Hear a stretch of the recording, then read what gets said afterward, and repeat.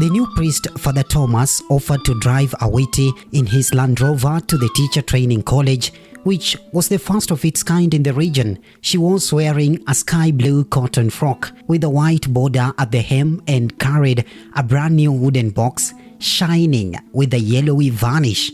It contained 2 spare frocks and toilet articles, a very sparse collection, but she was proud of it. Her mood alternated between euphoria and gut-chilling fear. She was 20 and completely out of her depth. But was she not the granddaughter of a Koko whose straight back had never been known to bend under any pressure? She would conduct herself accordingly. There were 6 other girls and 28 men. The dormitories were completely out of bounds, and anyone found hovering near the dormitory of the other sex could be expelled summarily. The exit days, permitted leave of absence, were different for the men and women, so that it was easier for the students to meet someone on the outside than on the inside. But anyone suspected of maintaining such a liaison would also be in the danger of expulsion.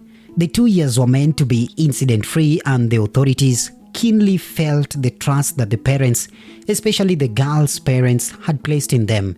They tried their best, but such was the nature of the challenge that it was not humanly impossible that once in a while some desperate Lothario did not try to meet a girl on the outside during the girl's leave of absence. Usually, it was with the girl's tacit approval, otherwise one would be in big trouble.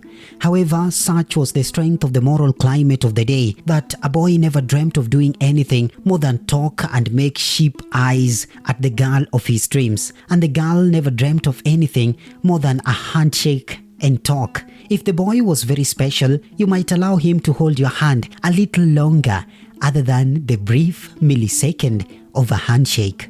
Awiti, who was now known by her Christian name, was on the whole quite unimpressed by the many overtures in her direction. She was a very good-looking girl with her grandmother's wide-set eyes, long neck, trim figure, and her mother's height and grace.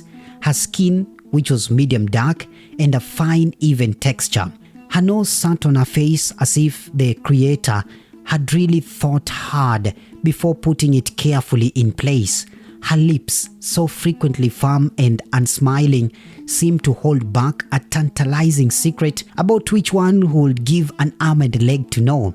The men were fascinated, more so when they discovered she would not even flirt, was indifferent and apparently cold. They tried everything. She would be walking calmly to the shops during a leave of absence, and this hulk of a man would drop out of a tree and start walking lackadaisically by her side, as if a man-turned ape was something quite ordinary. Or she will be reading in her room at night, and a lovelorn note will come flying into the room wrapped around a stone. It never seemed to occur to the desperate senders that such a missile could cause actual body harm to the subject of their passion or her innocent roommate, or that they faced imminent expulsion if found out, for they had to be quite near the building to ensure accuracy. She will never tell on any of them, but she had to limit herself severely to only going out in the company of other girls and keeping her window shut at night. She knew nothing about men, having been brought up by women. Her cousin only came home rarely, and because of the nature of his vocation, was not into girl chasing. The village boys had been so overawed by her prowess at school that they only thought of her as an object of derision, not of desire. She was therefore quite disturbed by the boorish behavior of some of the men, but she decided to take it in her stride. Eventually, all the other girls were secretly paired either on the outside or on the inside, but Elizabeth remained alone. Towards the end of the course, it was discovered that she had a brother studying for priesthood. This, coupled with the brilliance of her performance, led to bitter taunts. She was variously referred to as the Nun, Virgin Mary, and Church Mouse, or other insulting names. She hung on grimly, now shunned by both men and women, for an nonconformist is always someone to fear.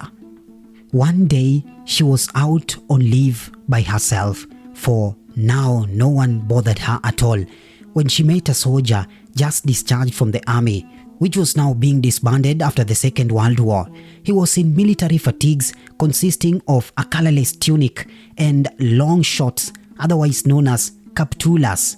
On his muscular, slightly bandy legs were spirals of leggings which ended atop a pair of brilliant black boots.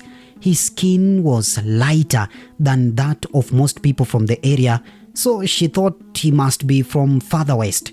He was very handsome, but in those days, when relationships across the boundaries of religion, race or tribe were highly frowned upon, she decided not to tempt fate and was just about to move when he fell in step with a military swagger. What daring! She looked at him coldly, the kind of a look which is meant to wither the inside of a man into a pile of ashes. But he kept on walking and smiling. "Why is it that you're always alone?"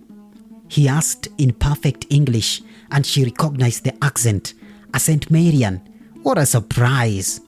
And a military man? She had always thought that they were a bunch of illiterates. "And what is that to you?" She did not mean to sound defensive. It just came out that way. Had he been watching all this time? "All the others come out in pairs or meet someone out here, but you are always alone. I've watched you." "And why?" She tried to sound defiant. She also edged away. Imperceptibly, she hoped. Please, don't run away. I won't harm you. I have waited for you for the last 6 weeks. During the last leave of absence, courage deserted me. It is easier to fight Germans and their allies than to get the courage to talk to a girl. I was supposed to report to a civilian job 2 weeks ago, but I couldn't go without speaking to you. So, you see, you should not run away." He had switched to a combination of English and vernacular, a common manner of speech in an emerging bilingual and trilingual African. In spite of his coloration, he spoke the local dialect perfectly. "And where are you from?" How could she even show interest in this forward stranger? But she could not help herself. He took that as a heaven-sent opportunity to introduce himself fully. "My name is Mark Anthony Sigu. I am from Seme. My village is very near the famous rock which rests upon another, Kitmikai. In fact, there are more rocks than anything else in that place. But we manage. I went to school in St. Mary's Yala. I was conscripted into the army while job hunting in Nairobi. I have fought in many places about which I'll tell you some other time, if you let me. I was discharged from the army as a sergeant about 2 months ago. I came to this town, which is not far away from my village, about 6 weeks ago to stay with my uncle. Then I saw you." "What is your name?" Elizabeth Awiti," she answered, then wondered at herself in amazement. What could be wrong with me? Maybe I have cerebral malaria. She surreptitiously felt her head. She surreptitiously felt her forehead. It was cool. Besides, she felt quite wonderful and alive in every part of her being. Strange malaria. "I am very pleased to meet you, Elizabeth." He offered her his hand, and since she had been standing there like a fool listening to him, she decided that the least she could do was to shake it and then take off before having a fit or something. His handshake was brief, cool, and correct. He did not let his fingers linger unpleasantly in her palm as some men did. At least the man had some manners. "May I see you during the next leave of absence?" "No. Besides, I thought you were supposed to report to some job." Yes, I forgot. I will go if you allow me to write to you and if you promise to write back." "Oh, okay," she said, and then literally fled away.